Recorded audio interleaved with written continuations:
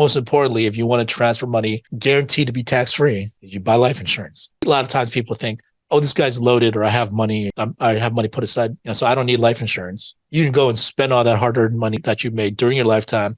Don't leave your kids a single dime. Right. But just buy life insurance so you can leave that same amount, if not more, of money to them for pennies on the dollar. In the meantime, you go and spend all your money on whatever you want.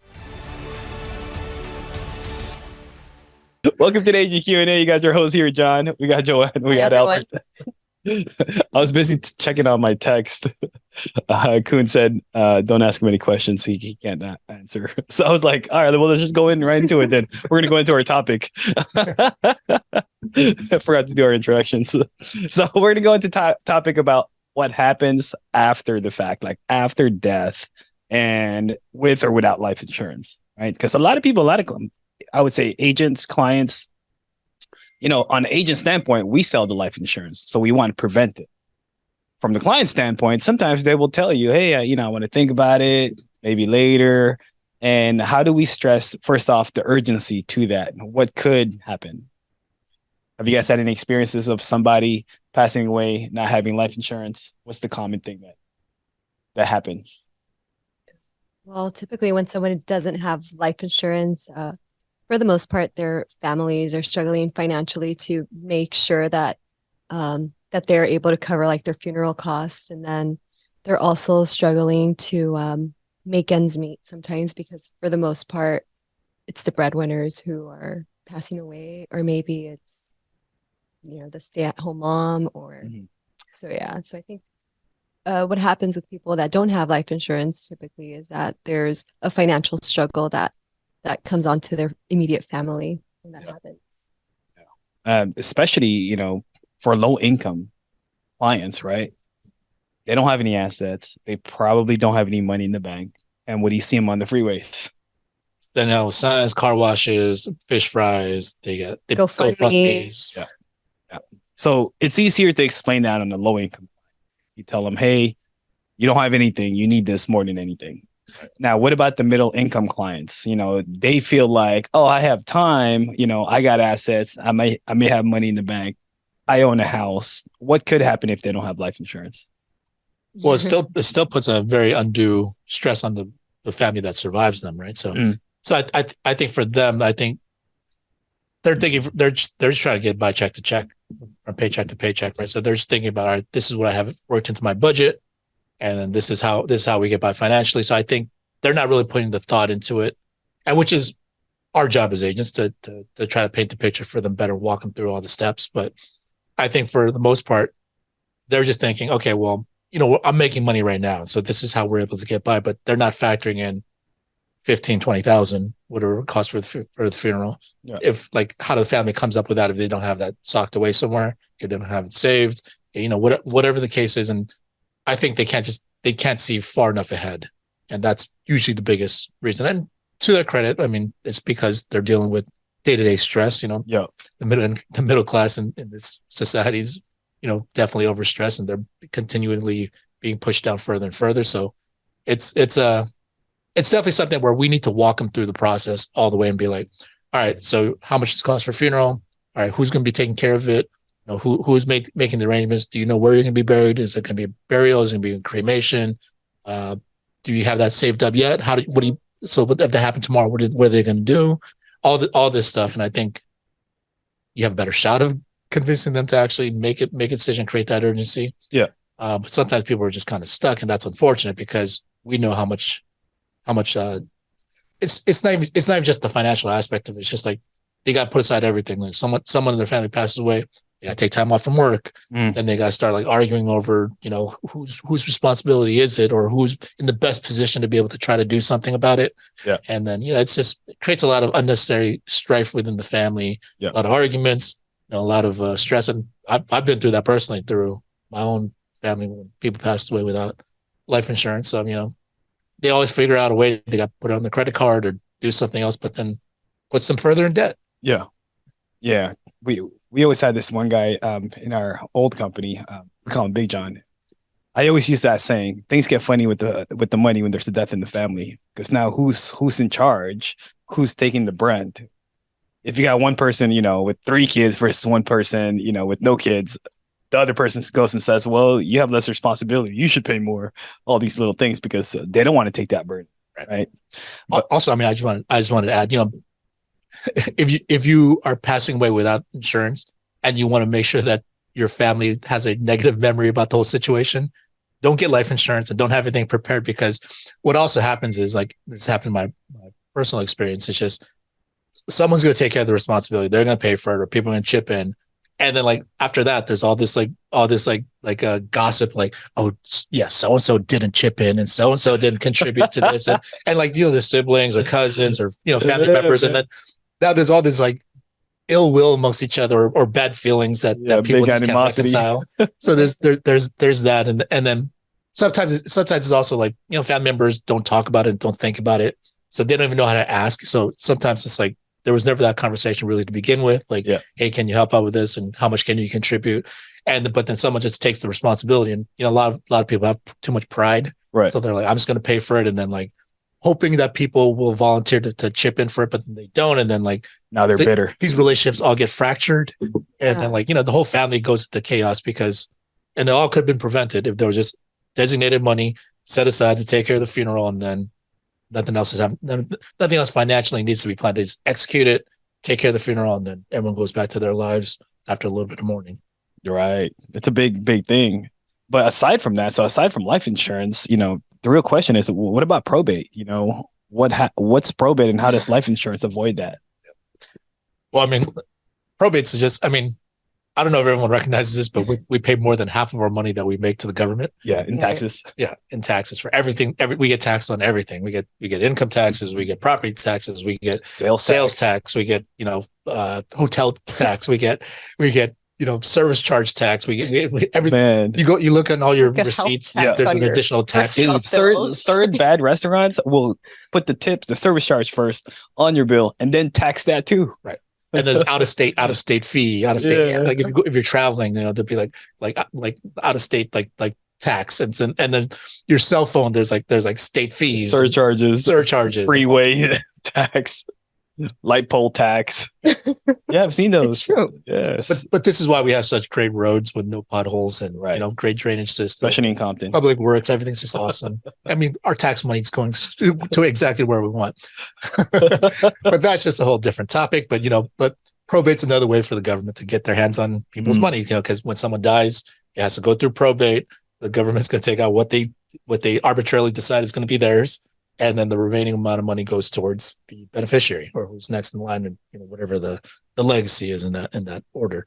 Yeah. So with probate, that's just the state trying to recover something to add to their coffers, and which you can avoid that. People can actually avoid that if they have a will and trust set up, and then most importantly, if you want to transfer money guaranteed to be tax free and not have to go through the probate process, you buy life insurance.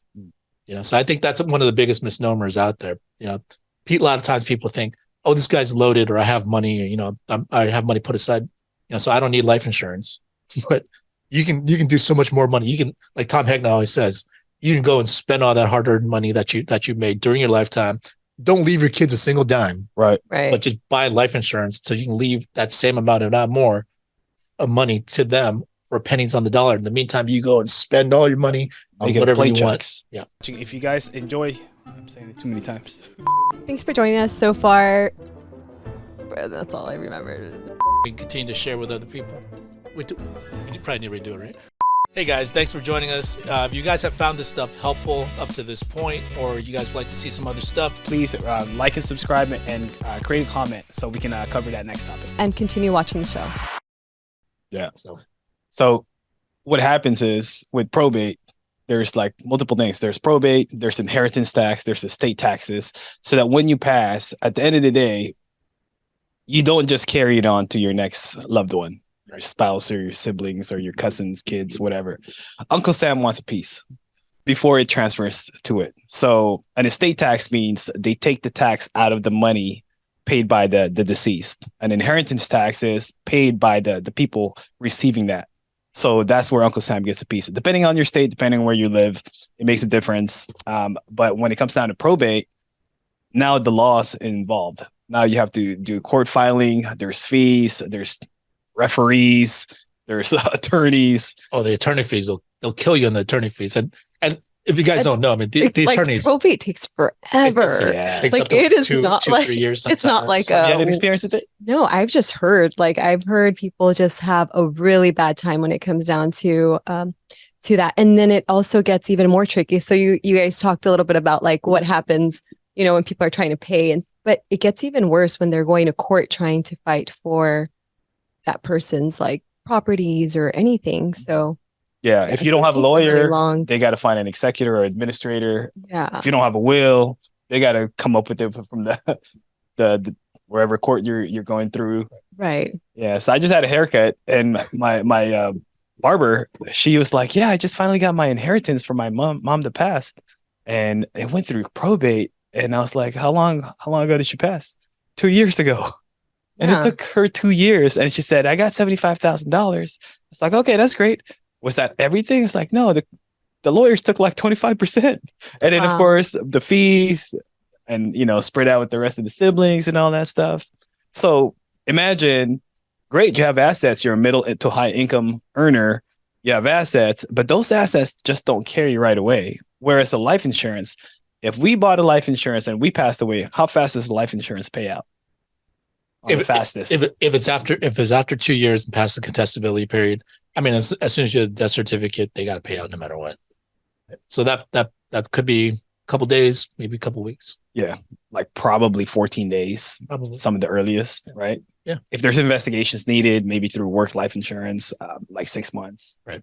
But not 2 years. Right. If you're waiting on a windfall from that money, it takes that long. What if you're already spending that, or you needed to front the money for that funeral because there's no life insurance involved? Right. Plus, how often do we run into clients where we're presenting insurance options and they're like, "I'll just leave the kids in the house. They can sell it. They can do whatever they want." They have that self-defeated attitude already. And they're like, "Oh, I've already done this much. They can just have the house. They can sell and do whatever they want with it." But I'm like, yeah, but how quickly are they going to sell it? You don't know what the market's going to look like. You don't know the competency of the agents that they got and how quickly everything's going to go through. So what about in the meantime? They might fall behind on the mortgage. They might not be able to sell it, or they might have to short sell and then not get the value in which they really originally wanted. So I mean, a lot of things could go wrong. So having life insurance definitely helps with as far as the wealth transfer and the transfer of property from one generation to the next. And yeah, people need to pay attention to that. Yeah. I even mentioned that to one of my clients. He had everything set in stone. He said, I got 250,000 in the bank. I got retirements, 401ks. Do I really need life insurance? And I mentioned to him, it's like, well, you have all these things, but if you don't have a trust, which I recommended for him to get a trust, that doesn't just carry right away. And then there's probably going to be the estate tax, the probate, and the inheritance taxes. Why don't you buy some life insurance to cover those taxes in case that's needed, so that your family doesn't have to worry about that? Life insurance can do a lot of things. It can solve a lot of problems. Yeah. People need to recognize it. When you die, it's not going to go straight. All your belongings, your properties, going to go straight to your They don't kids. just transfer. Yeah. The government's not going to be like, "Hey guys, your dad had this," and transfer it over. It doesn't work like that. Even with 401ks too, right? 401ks, when it transfers nowadays, they actually changed that rule, right? Before, if the 401ks, they could just keep it as a 401k, and they can, or IRA, and they could just keep it going, and then there's no taxation. Roll it over directly to the kids, the beneficiary. Right. Now they have to cash it out. Right. Uncle Sam takes the cut. Then you could do whatever you want with it. Right. So these things add up where we get taxed piece by piece. Which, by the way, if there's a 401k or an IRA or something, annuity rollover wouldn't be a bad idea. There's a death benefit directly built into it. And, there's options that you, as far as the distributions and how you can take it. But that's if someone has a retirement account, something for that portfolio. But as far as everything else, real property, as far as, savings, all the liquid stuff, I mean, you should definitely look into getting insurance. And yeah, I mean, a lot of times, people that are wealthy or people that have done well for themselves financially, just think I can cover a funeral. That's not an issue. But right. Why do you want that to go get taxed first? And why do you want to, and if you worked this hard to build up a savings, why do you want it to go towards something not cool, like a funeral. Yeah. You know what? Why don't you just go and like buy a life insurance policy for the same amount, and then for pennies on the dollar, and then go and spend that money while you're alive, because you only get one life. Yeah, I tell that to my clients too, that saved just for their funeral. Like they're literally sitting on $15,000-$20,000 and not touching it because it's meant for the funeral. You worked all your life for this. You saved all your life for that $15,000-$20,000 just so it could be spent when you're dead. Or you can buy a $50, $100 plan, spend your $15,000-$20,000, go on vacation. The $50 a month plan will take care of your funeral for you, and maybe even leave behind extra if you're young enough and you bought at a better age, better rate. Let me ask you this: how do you address your clients when they say like, "Oh, it's $120 a month. I could just put that aside and save that myself." Yeah, I've learned this from one of my agents in Arizona. He said, you know, he was a very logical guy, so he sold it in a logical sense. Insurance is there to remove the risk that you have. Okay, if you saved $120 and you need a funeral of $20,000. You die tomorrow, you only have $120. You still have that risk of the $20,000. You pay to us, the insurance company, we remove that $20,000 risk from you anytime from now, 20 years, 30 years down the road.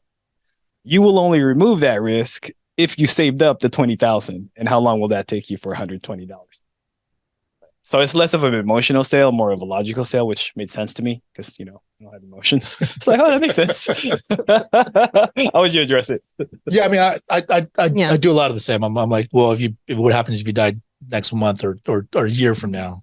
Like, you don't have the full amount that you're striving to have, right? Right.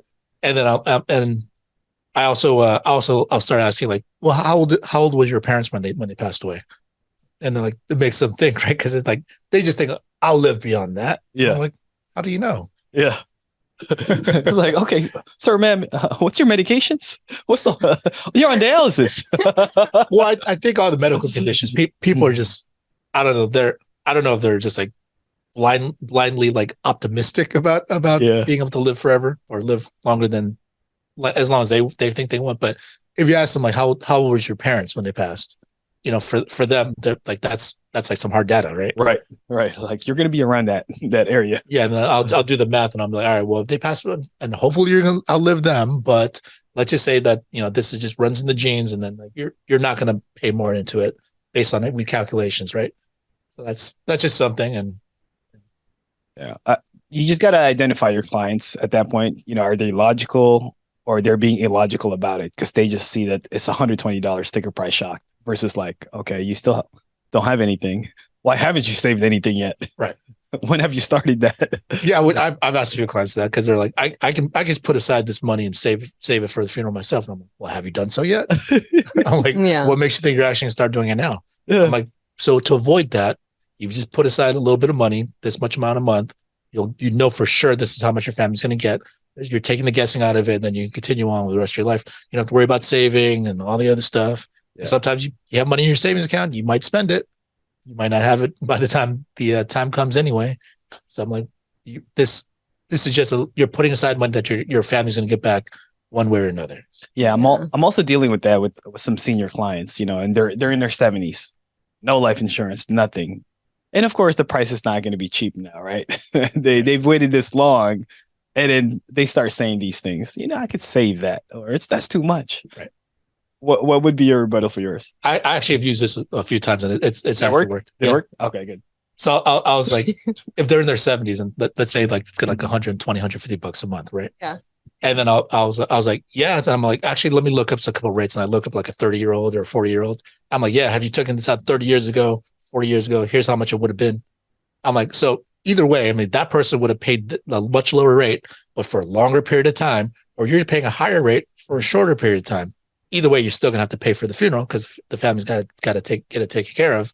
So you saved yourself a ton of money. That's the way you got to look at it. Now you just got to take care of something you didn't take care of before, but still not too late. So which plan you want to start with? You got this plan or this plan?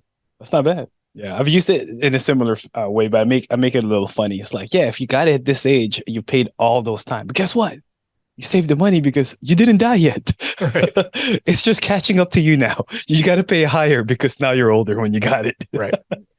Then, you know, that's the best way. Like if you have a client that's just very, they just have this like they're not really being logical. Yeah. And they're just not really like opening up to the idea, and they just keep saying, I could take care of it. Whatever. But they can. And we've addressed all the things. We asked all the questions. Sometimes you just got to make a joke and then just be like, I guess you're going to live forever then, or you're going to, like, as long as you don't die before this time, do you have a guarantee for that?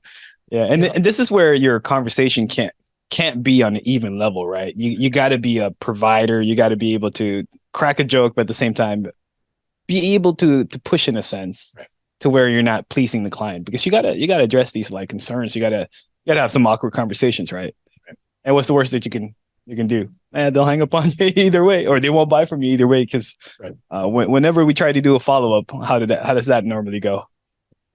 Pretty low. Yeah, they're not thinking about it after you got the phone. Yeah. Right. So if you can convince them now, even better. Because at the end of the day, they need this. They still don't have it taken care of. They're waiting for somebody to convince them. It's got to be us.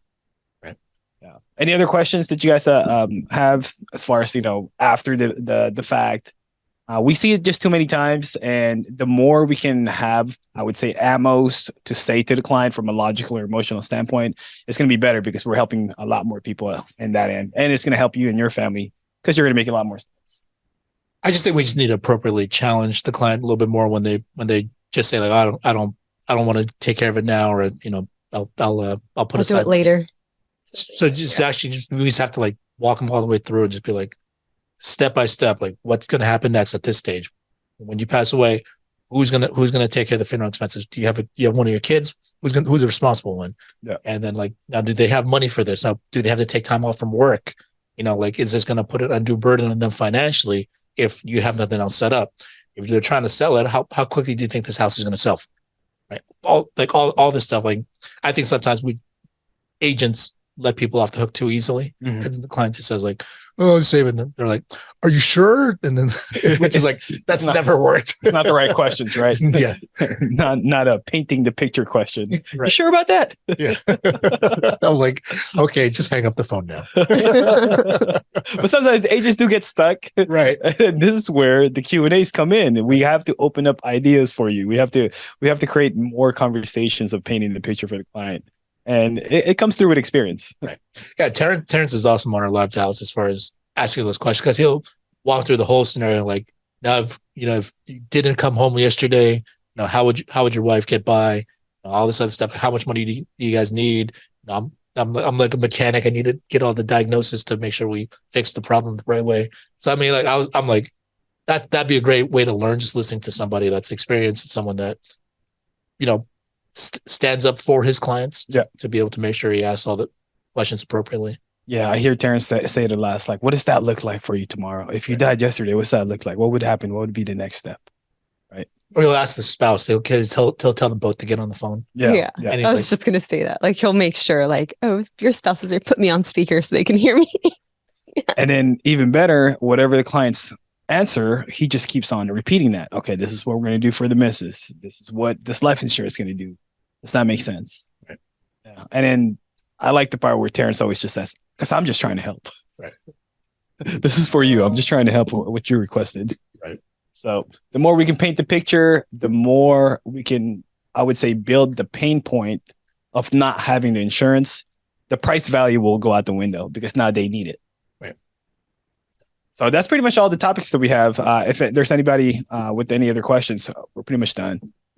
We're good. Let's wrap it up. Wrap it up. All right, guys. We'll see you guys next week. This is going to be on Facebook, Instagram, and on YouTube. We'll see you guys there. Appreciate y'all. Hi, everyone. Hey, guys. Thanks for watching. If you guys want to subscribe, click here. If you want to watch the next video, click here.